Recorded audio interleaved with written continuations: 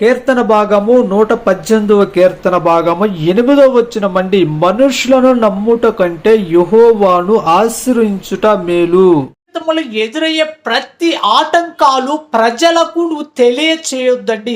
ప్రజలకు నువ్వు తెలియజేసే కొంది నిన్ను తక్కువగా చూస్తారు, చిన్న చూపు చూస్తారు, హేళన చేస్తారు. నువ్వు తెలియజేయాల్సింది ఎవరికో తెలుసా? నీ జీవితంలో ఎదురే ప్రతి ప్రతికూల పరిస్థితుల గురించి తెలియచేయాల్సింది ఎవరికో తెలుసా? దేవునికి తెలియచేయాలి. దేవునికి ఎప్పుడైతే నువ్వు తెలియజేస్తావో ఆయన భద్రంగా కాపాడుతాడు, భద్రం చేస్తాడు.